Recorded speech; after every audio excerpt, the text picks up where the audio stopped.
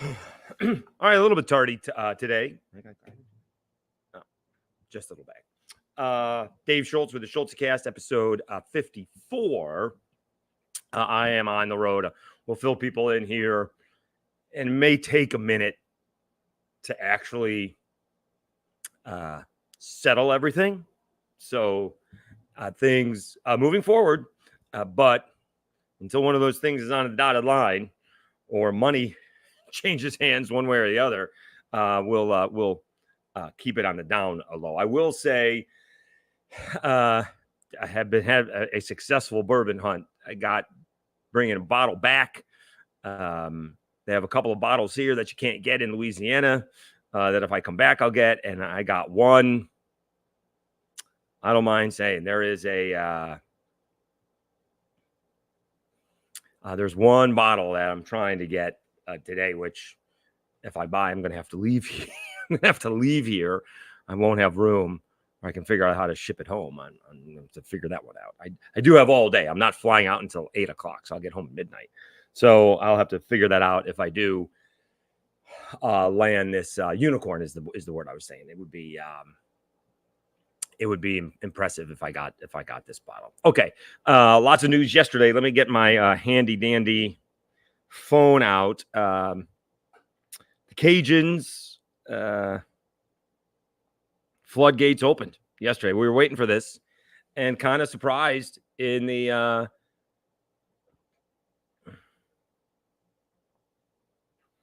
let me see here, in the transfer portal. You know, Clay Wargo, that's expected or not. It's not unexpected, right? Kid wants to play. Jose Torres kind of won the job. Not kind of did. And so it wasn't a platoon as maybe it was thought it was going to be. And so Wargo wants to play. Shocked that, Ben Robichaux is leaving. Like we thought he was going to be in the mix next season. Shocked. Jackson Halter Jr., he may have been the odd man outfielder. We mentioned Jack Martinez. We knew that earlier. Colton Riles, outfielder, junior. These guys all don't have a lot of it. And Phil Brenneman and Patrick Vienne. So the big one, though, I think is Mason Zambo. Like, I thought he was going to be the first baseman next year. Who was going to be the first baseman? Amity's going to play third or second, or is Connor Cuff's going to get in the lineup next year? Connor Cuff's going to play somewhere next season. Would he have played third? Can Amity play second? I would think that Zambo was coming back. So, and we don't even see, where's Josh Alexander among others. So again, Wargo, not a surprise. Jackson Halter, not a surprise. Jack Martinez, not a surprise. And the others, they're all juniors. So they only got 1 year left, right? At 21, 22, 23. Actually, 22, 23, 24. So no one's got a COVID year in there. No. So the floodgates have opened for the Cajuns. We'll see who they get and who's out there. Are they able to land a Cam Johnson? I don't know. Can you go get, some guys that just didn't play for LSU that may be able to succeed at the Group of 5 level? Maybe. I don't know. I don't know. I am also, one thing I am trying to do, I haven't done this in a minute. As you guys know, if you listen to the radio show when I had one, I like to get those authors in. So we get a bunch of free books. This was not actually a free book. I bought this at a book fair, if you will. Book. It wasn't even a book fair. It was just a book sale outside of Louisville, Kentucky. I wanted to give it to my nephew just to see if he would want to read and get him going reading wise, because he's going to college, and you need to, reading's part of it, right? It's a big surprise, even to those of us who read a little bit in high school.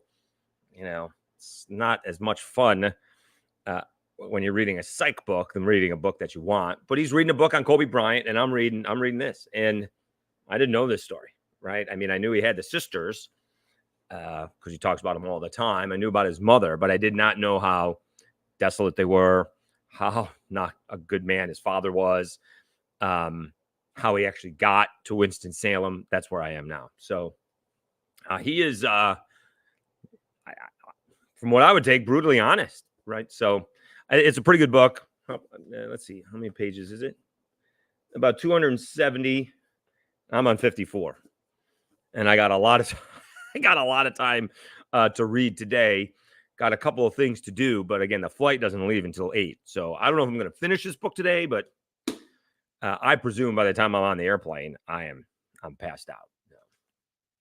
Although I will say I slept pretty well last night.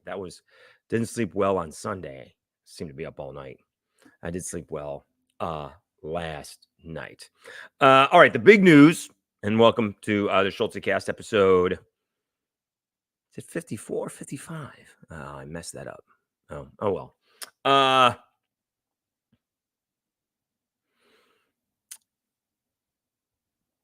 Paul Mainieri going to South Carolina. I mean, talk about shooting your shot. Good for South Carolina. How old is Mainieri? They said he retired because of health issues. I don't know if I buy that. That kind of seemed to be a mutual, time to go. Age.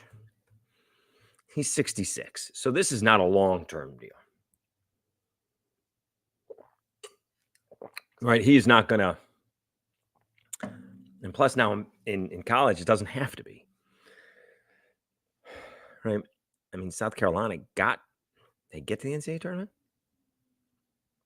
They lost in the regional, right? Yeah, they did. So this is just trying to compete in the SEC. I don't know if it's about even getting to Omaha, right?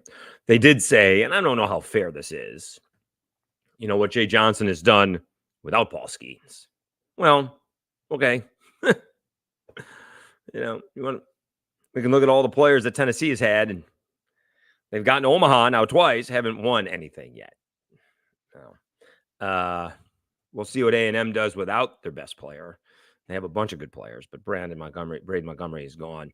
They showed Jay Johnson, hasn't hosted a regional, lost in a regional twice. I'm not sure that's fair. I don't. It's not necessarily wrong, but I don't think that's fair. I thought the job that Jay Johnson did this year was tremendous, to be honest with you. If you want to blame him for, getting off to that bad start in the SEC, okay, but that was against the best of the best. And then they did what they had to do. They very easily could have lost 2 out of 3 to A&M. They very easily, I don't know about losing 2 out of 3 to Ole Miss, but they could not have swept Ole Miss, right? And then, the bats came alive. They were never out of a game, right, in the SEC tournament. And, down a couple of times to Wofford, came back a couple of times. And I'm not saying should have beaten Carolina, but certainly could have beaten Carolina in the regional. So I'm not sure what without Paul Skeens, okay. A lot of teams have really good really good players, right? Let's see how Florida does. Well, he's won a championship against LSU, right? So we'll see how Florida is the next couple of years without Jock, and see how often they pitch to Cajuns. And we're looking forward to watching that. It is SEC versus ACC, all ACC, all SEC. We'll see how that goes. Seems to be, maybe it's just the guys that I've followed, but Cajuns fans thinks it's all fixed for the SEC. And they think, NCAA is pro SEC or something like that. Like the umpires are saying, trying to get SEC teams to the championship. I don't buy that conspiracy theory. But Mainieri to South Carolina, again, it can be a quick fix, right? It doesn't have to be, a 4 or 5 year build. Let's see where we are in 2 seasons. Heck, if they get some transfers in, why can't they go at it next year, right? So this is immediate fix, right? This is not, let's see where he is at, in 4 or 5 years. let's see if we can get to Omaha in 2 seasons. Right. So it'll be interesting to see what happens there, right?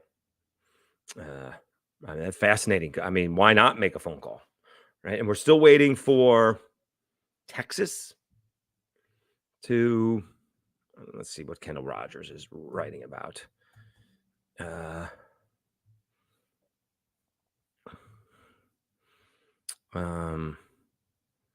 No.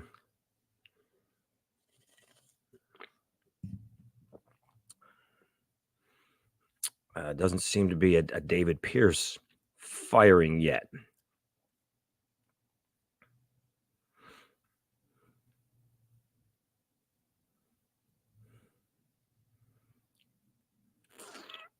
All right. No. I don't see that just yet. All right.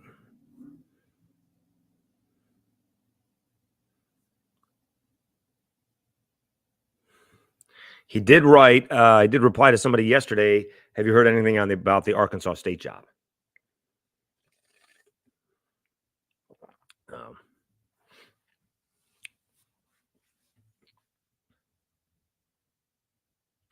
In addition to Monty Lee, all indications are that Terry Rooney will head from LSU to South Carolina as his pitching coach.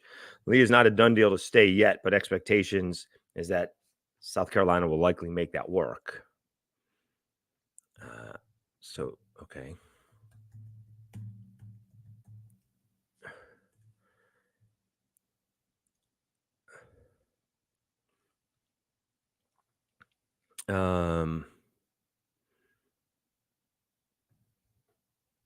So is he the pitching coach? Terry Rooney.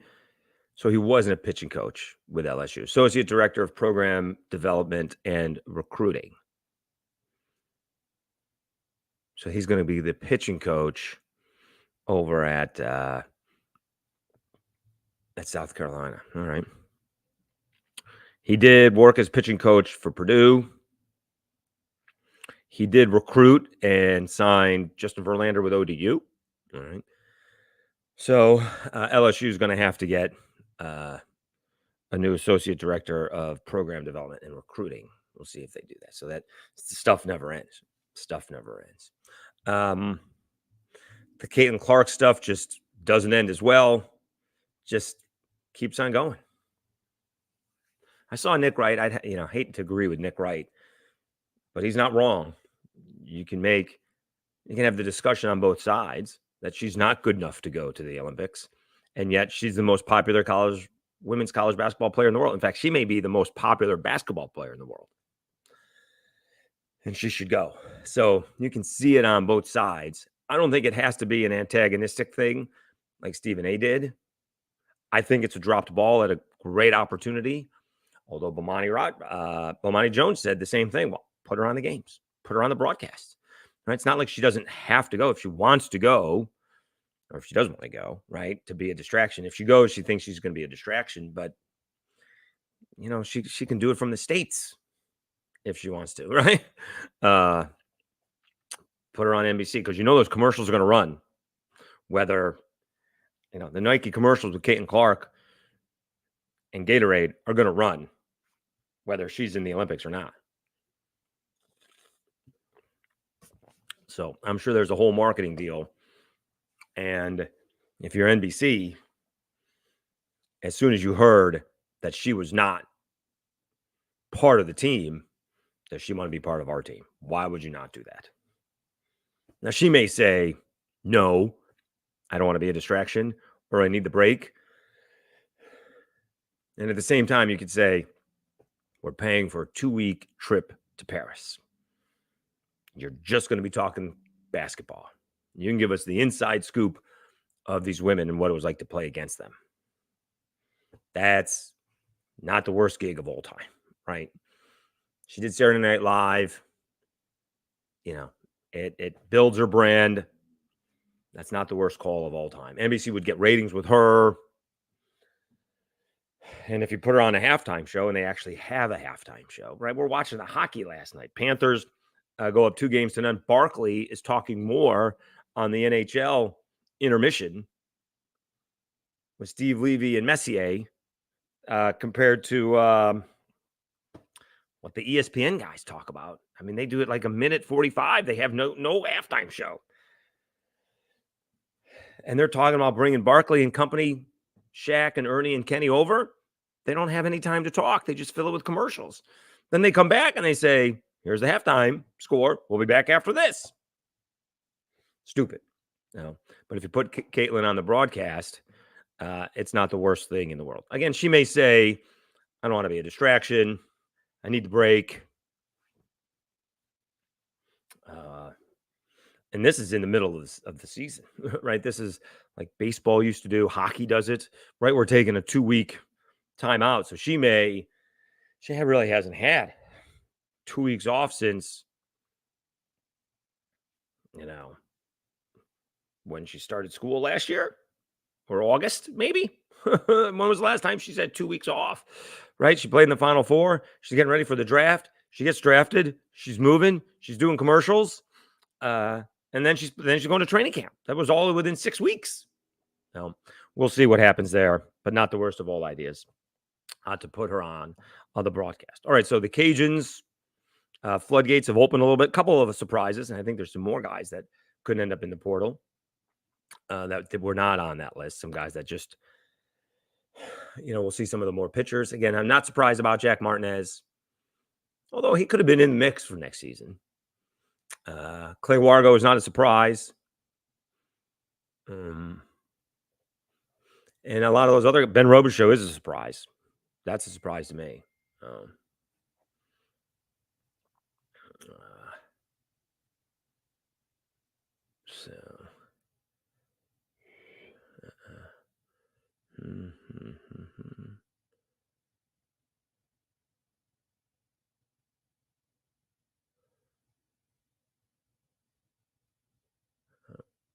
Okay.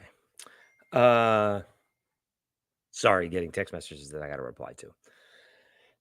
All right. So speaking of the hockey, that's a lot of fun. Not the biggest of all hockey fans, but I like the Le Batard show, and those guys are going nuts. They're having a fun time. They're going around, how many people are pumped up. They're, again, the Panthers are not in Miami, but they're in downtown Miami, asking, about the hockey, and no one knows about the hockey. The Panthers are in Fort Lauderdale. I'm not even sure that, they are, directly west of the airport, about 20 minutes. That's where the arena is anyway. So, I mean, if you walked around, Fort Lauderdale, would you have any different? All right. And they're up 2-0, and they've outplayed the Oilers so far. Let's see what happens when they crisscross the continent and see if they can just win one, and then they can come back and finish it off in South Florida. So, they got to the Cup last year. Before that, it was like John Van Beesbrook in the 90s, right? That's where the Rats came from, the year of the Rat. I don't know where they got that from, but they were throwing plastic rats on the ice last night. So that is that's what's going on there. Celtics. I guess we got to wait till tomorrow. Up 2-0.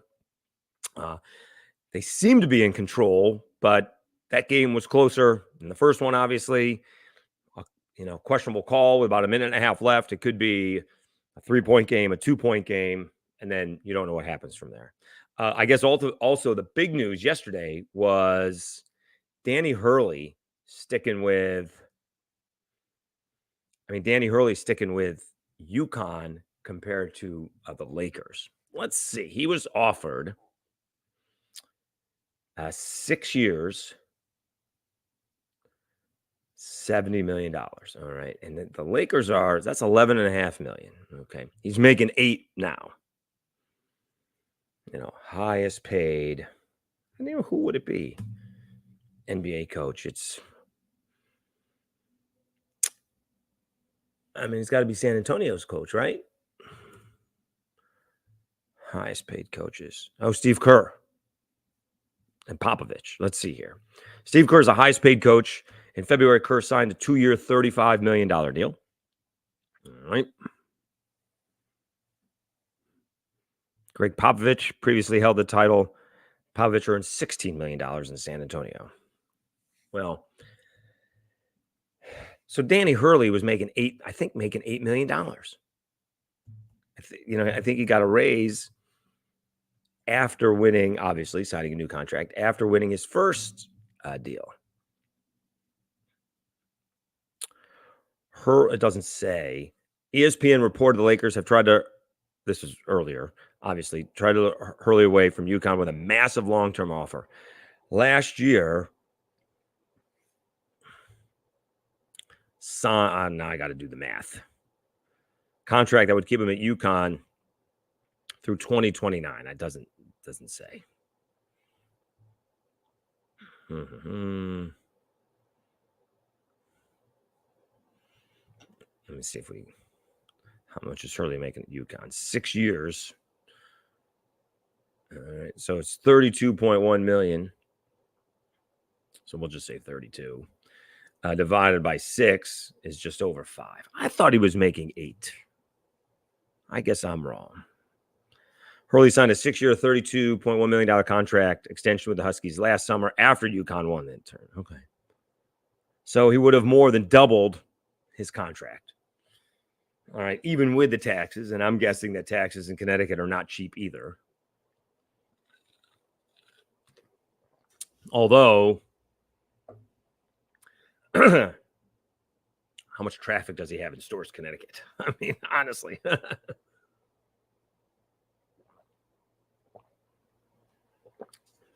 So they're going from Danny Hurley to James Borrego with the Pelicans, or JJ Redick. Lakers have had, this is from the Orange County Register, Lakers have had in-person meetings with other coaches, including Denver assistant Dave Alderman, Boston assistant Sam Cassell, Minnesota assistant Micah Nori. But they made a full court press for Hurley to take over for him before he decided to stay with the Huskies. Lakers will likely have a more formal interview with Redick. UConn and Hurley had already been in discussions about another contract. Jeff Goodman reported that Hurley could sign a 6-year deal worth around $50 million from UConn. And what's that? Is that the $8 million? That's about $8 million, right? More than $8 million. 50 divided by 6 is 8.3. That's a lot of money. It's not like he's going to, does he buy a bigger house? Because now he's, just probably pockets the cash, right? Again, how big a house can you need in Stores, Connecticut? Now maybe, you need to be able to, entertain. Now is more than ever. You need to entertain, potential donors, NIL people, players, but you don't need to, my dad always said, as an attorney, you want to be successful, but you want to be too successful because you're going to clients that are paying for your automobile. So my dad, drove a Cadillac, a Lincoln. He had this old Mercedes that never quite worked. He got mad at me one time. I was driving my grandmother's Plymouth Duster while they were in Florida. And for whatever reason, my father just always said, my car didn't exist. I'm not talking to you about the car that doesn't exist. And so somewhere along the way, I mouthed off, and my mother even cracked up. And I'm not even sure this is one of the things now I would, run it through my head. Probably not something you should say, but, I find, awfully funny, Dad, that the car that doesn't exist runs better than the car that does. I was smart ass back then too. So my mother, I'm not sure my mother laughed out loud, but I thought she got a chuckle out of that. I'm not sure if my dad did. Probably upset him. But he always said, yeah, you want to like you look successful, but you don't want to flaunt the success, right? Like, if you're an attorney, you got to exude confidence and success, but you don't want to flaunt it. So I'm not sure that you have to do that as a college basketball coach. Like, I'd love to know if Mike Desimo moved into a new house. Could have, but I don't know if he needed to. Right? When you go from position coach or coordinator to head coach. So obviously you can afford it. but I don't even know if you have to. No. All right, we're just about done. It is episode 55. Have gone to Orange Theory a couple of times. Good classes. I've gotten up way too early to do them, basically for this. Could sleep in, skip this. I will not have a show on, we'll get back tonight, have a show tomorrow, but the show on Thursday is going to be late. I got to have a dentist appointment. Nothing like waking up and going to the dentist at 7 a.m. But I have a dentist appointment at 7 a.m. So I need to get in and see the dentist. I'm not afraid of the dentist as others are, but we may have a cavity is the problem. So tried to wait that out. Probably a poor decision on my part. So we won't have a show, at least not at 7. I may come on later. We'll see how long that appointment is. This is going to be interesting. So I appreciate them getting me in to see. So I asked for a cleaning and they're like, well, we can't see you until September. Okay. Well, but we can get you in with a bad tooth. So you're going to fix the bad tooth? Because if they're just going to say that I got a bad tooth, are they not going to wait till September to fix it? So we'll see. Insurance is a problem in this case, but it is what it is. All right. Again, obviously I'm not home. A friend of mine noticed it. We'll fill you in when things get on a dotted line. And again, money changes hands from me to somebody else is when we'll share any news that we may or may not have. Again, very excited about, again, very strange to find. What we found? A Peerless double oaked. Can't find that in Louisiana. Got a double oaked rye, which I'm bringing back. So there is a shipping and handling charge for that because I got to check my bag, but it's all wrapped up and won't be a problem. But we could, the unicorn is an Old Forester birthday bourbon. We'll see if I get a chance to purchase that. I also found a Kings County barrel strength, which we can't find there. So, I could end up with 3 bottles that we can't find in Lafayette, and look forward to getting those. I'm waiting to hear back because I am here all day. See if I can go to that liquor store and get the birthday bourbon. That would be phenomenal. It is expensive. MSRP is expensive, and I would keep it. All right. A lot of people do flip it, which is not legal.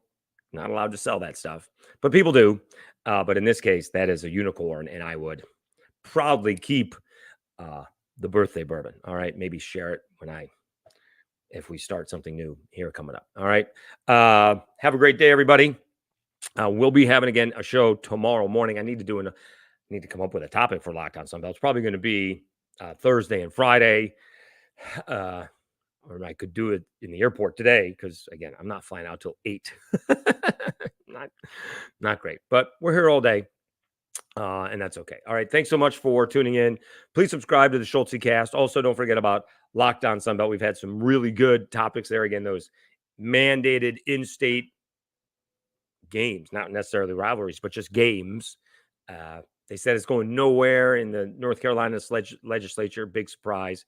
Don't think it would go anywhere in Mississippi, Texas, Louisiana. I'm surprised it's gotten as far as it has in Carolina. So, but if something does change, and people did reply, so I appreciate that. All right, everybody have a great day. We'll be back in Lafayette tonight, or as the case may be, very early tomorrow morning, but we'll get up and do episode number 56 of the Schultze Cast. How time flies. Thanks again for watching. Have a great one, everybody.